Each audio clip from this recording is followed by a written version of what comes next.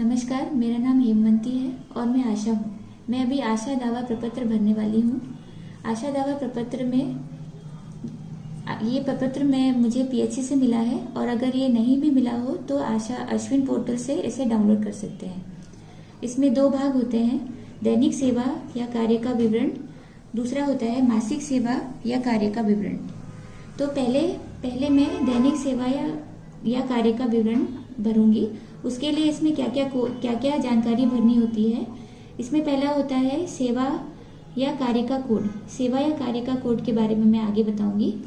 प्रोत्साहन राशि का सामान्य दर, सभी कार्य के लिए कुछ प्रोत्साहन राशि तय की गई है, वो दर यहाँ पे लिखना होता है।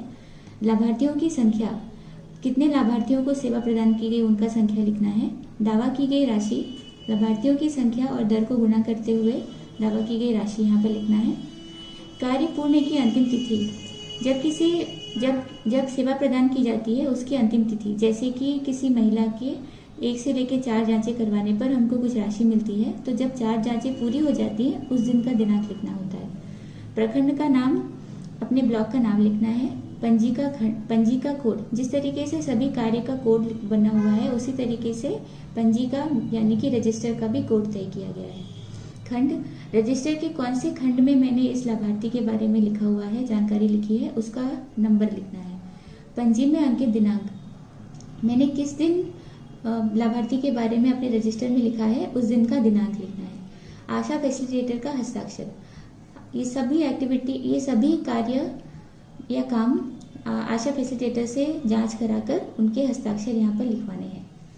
उसी तरीके से खंड ख में मासिक सेवा कार्य का विवरण। मासिक सेवा कार्य में ज़्यादा नहीं भरना होता है, सिर्फ राइट या टिक का निशान लगाना होता है। ये सब पीसी 1.1, पीसी 1.2 इसके भी कोड बने हुए हैं। कुछ मासिक कार्य जो हमको अनिवार्य रूप से महीने में एक बार करने ही होते हैं, उनके भी कोड बने हुए हैं, जिसके बारे में मैं आगे बात करूंगी। तो अभी मैं ये फॉर्म भर रही हूँ। जैसे आशा का नाम, यहाँ पे मैं अपना नाम लिखूंगी हेमवंती देवी। स्वास्थ्य केंद्र का नाम, मेरे स्वास्थ्य केंद्र का नाम है फुलवारी शरीफ। माह वर्ष जिसके लिए प्रोत्साहन राशि का दावा किया गया है, मैं नवंबर माह के लिए दावा कर रही हूँ। और कौन सा वर्ष है, 2020-21। सेवा का कोड के लिए अश्विन पोर्टल से इस तरीके का कोड मैंने पहले ही डाउनलोड करके रखा हुआ है, जिसमें जो भी मैं करती हूँ काम उसके हिसाब से सभी काम का कोड बना हुआ है। जितने भी काम हैं उनको 2 भागों में बांटा गया है, कम्युनिटी यानी कि सामुदायिक और इंस्टीट्यूशनल यानी कि अस्पताल से संबंधित जो भी कार्य किए जाते हैं वो। तो कम्युनिटी के लिए सभी जगह पे सी का उपयोग किया गया है, सी से शुरू होने वाले कोड हैं। जब भी अस्पताल से संबंधित जो भी कोड होते हैं वो आई से शुरू होते हैं, जिनमें कि इंस्टीट्यूशनल से संबंधित। तो अभी मैं पहला कार्य जो मैंने किया है, पहला कार्य है मेरा, मैंने गांव में 2 गर्भवती महिलाएं जिनकी 4 जांचें पूर्ण हो गई हैं उनके बारे में मुझे भरना है। तो इनका कोड होगा, जैसे कि 4 जांचें जिनकी हो गई हैं उनका कोड है C1.1। तो C1.1 लिखेंगे। उसके बाद प्रोत्साहन राशि का सामान्य दर, तो ये काम क्या है, प्रसव पूर्व जांच 1 से लेकर 4 जांचें, तो इसके लिए मुझे 100 रुपये मिलते हैं। लाभार्थियों की संख्या, मेरे गांव में 2 गर्भवती महिलाएं हैं जिनकी 4 जांचें पूरी हुई है नवंबर के महीने में 27 तारीख को। दावा की गई राशि, इन दोनों का गुणा करने पे जो आएगा 200 रुपये। कार्य पूर्ण की अंतिम तिथि 27 तारीख को दोनों महिलाओं की जांचें पूर्ण हुई थी। प्रखंड का नाम है फुलवारी शरीफ। पंजी का कोड, अभी जिस तरीके से ये कार्य का कोड है उसी तरीके से सभी रजिस्टर का कोड बनाया हुआ है। तो जैसे ये गर्भवती महिला के बारे में मुझे जानना है, तो एएनसी रजिस्टर में लिखा होगा, तो इसका कोड है R24। मैं यहाँ पे लिखूंगी R24। खंड, मैंने इस महिला के बारे में जानकारी अपने रजिस्टर के खंड 1 में लिखी हुई है, इसलिए मैं 1 लिखूंगी। पंजी में अंकित दिनांक, 27 तारीख को उनकी जांच हुई थी, मैंने 27 तारीख को ही उनकी एंट्री भी कर दी थी, इसलिए मैं यहाँ पे लिखूंगी 27/11/2020।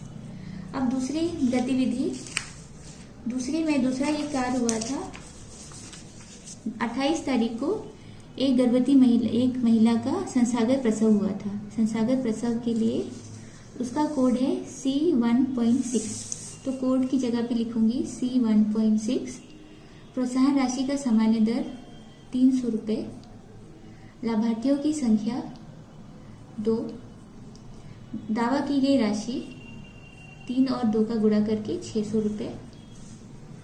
कार्य पूर्ण की अंतिम तिथि ये 28 तारीख को। ब्लॉक वही सेम होगा। पंजिका कोड आरसीएस रजिस्टर में होगा। तो आरसीएस रजिस्टर का कोड है R1। तो मैं कोड की जगह पे लिखूंगी R1। खंड की जगह पे लिखूंगी 1, क्योंकि मैंने खंड 1 में लिखा हुआ है।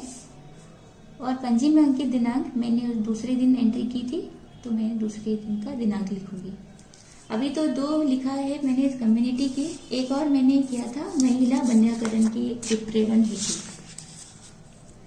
तो यह अस्पताल से संबंधित काम है और इसका कोड I से शुरू होता है। तो इसका कोड है I2.1।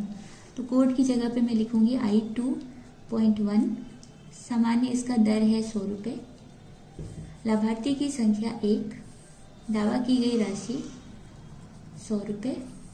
कार्यतिथि 30 तारीख। ब्लॉक फुलवारी शरीफ। पंजिका कोड, यह जानकारी भी मुझे आरसीएस रजिस्टर से मिलेगी। आरसीएस रजिस्टर का सेम वही कोड है R1।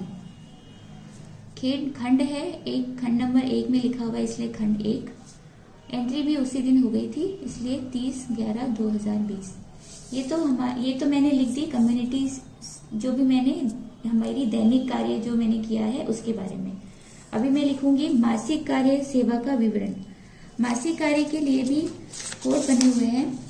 मासिक कार्य जैसे कि मुझे ग्राम स्वास्थ्य पोषण दिवस पे जाना होता है, इम्यूनाइजेशन में होना होता है। उसी तरीके से वर्ष के प्रारंभ में सभी घरों की सूची बनाने एवं प्रत्येक माह उसको अद्यतन किए जाने हेतु प्रत्येक माह में उसे अपडेट करती हूँ। तो मैंने इस महीने किया है, इसलिए मैं PC 1.1 में सही का निशान लगाऊंगी। उसी तरीके से ग्राम स्वास्थ्य एवं सूचकांक पंजिका बनाने एवं सभी जन्म एवं मृत्यु का पंजीकरण करवाते हुए उसे अद्यतन करने हेतु, उसका अपडेट करने हेतु, तो ये भी मैंने किया है, इसलिए PC 1.2 में भी मैं सही का निशान लगाऊंगी। उसी तरीके से बाकी मेरी है ANC हेतु गर्भवती महिला सूची बनाना, वो भी मैंने काम किया है, इसलिए इसमें भी सही का निशान लगाऊंगी। योग्य दंपति की सूची बनाने, उसको अपडेट करना, ये भी मैंने किया था। नियमित टीकाकरण में भाग लेना, ये भी किया था। आशा दिवस में मैं उपस्थित नहीं हुई थी, इसलिए मैं यहाँ कुछ भी निशान नहीं लगाऊंगी। ग्राम स्वास्थ्य पोषण दिवस में मैं भाग ली थी, इसलिए मैं यहाँ पे टिक लगाऊंगी। ग्राम स्वास्थ्य स्वच्छता की समिति की बैठक में मैं नहीं थी, इसलिए मैं यहाँ पर कुछ भी टिक निशान नहीं लगाऊंगी। अभी पूरा ये भर लेने के बाद खंड का और खंड खा का यहाँ पर कुल राशि लिखना होता है। तो खंड का जो भी कुल राशि होती है और खंड खा का जितनी भी कुल राशि होती है पूरा मिलाकर यहाँ पर होगा। इसके हो गए 900 रुपये और 300 के हिसाब से 1500 और 1700, तो पूरे मिलाकर 2700 रुपये कुल हुए। ये भर लेने के बाद हस्ताक्षर की जगह पर हस्ताक्षर करूंगी और ये पूरा भर लेने के बाद अपनी आशा फैसिलिटेटर से जांच करवाकर उनके हस्ताक्षर ले लूंगी। ये पूरा उनके हस्ताक्षर हो जाने के बाद मैं अश्विन पोर्टल पर इसी तरीके से एक एक कर सभी कामों की एंट्री करूंगी